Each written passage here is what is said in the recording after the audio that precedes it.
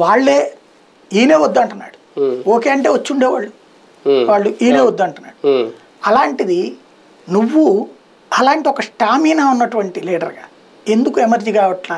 రెండవది నీ జోడు గుర్రాల బండి లేకపోతే డబుల్ ఇంజన్ సర్కార్ ఆ నినాదంతో భారతీయ జనతా పార్టీ ముందుకెళ్తుంటే నువ్వు ఆ జట్టులోకి చేరి దాన్ని ఎదగనీయకుండా చేసి 2019 ఎలక్షన్ల తర్వాత ఆంధ్ర తెలంగాణ రెండు చోట్ల బీజేపీ స్ట్రాంగ్గా ఫైట్ ప్రారంభిస్తే తెలంగాణలో ఎవరు అడ్డుపడలా.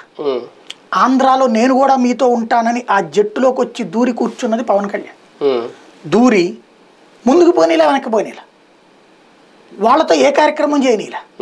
ప్రతిసారి మనం కూర్చుందాం అంటాడు, ఏది తేల్చడు. మిత్రపక్షం అంటాడు, తేల్చడు. అసలు అద్భుతమైన అవకాశం స్థానిక ఎన్నికలు.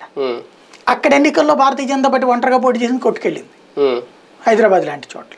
ఇక్కడ ఎన్నికల్లో భారతీయ జనతా పార్టీతో ఉన్నానని చెప్పి తెలుగుదేశంతో పొత్తు పెట్టుకున్నాడు ఈయన.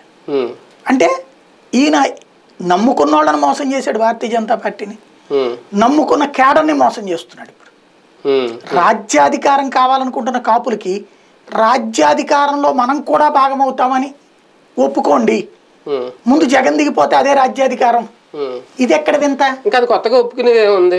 ఎప్పటి నుంచో వాళ్ళు భాగంగా ఉన్నారు కదా, మరి పక్కన పెట్టలేదు కదా ఏ పార్టీ కూడా కాపుల్ని. ఏ పార్టీ అదే ఇంకా ఎక్కువ పోస్టులు వస్తున్నాయి వాళ్ళకి, మంత్రి పదవి వస్తున్నాయి కదా. కమ్మ తర్వాత ఎక్కువగా వచ్చింది కాపులకి, రెడ్డి తర్వాత ఎక్కువగా వస్తుంది కాపులకి.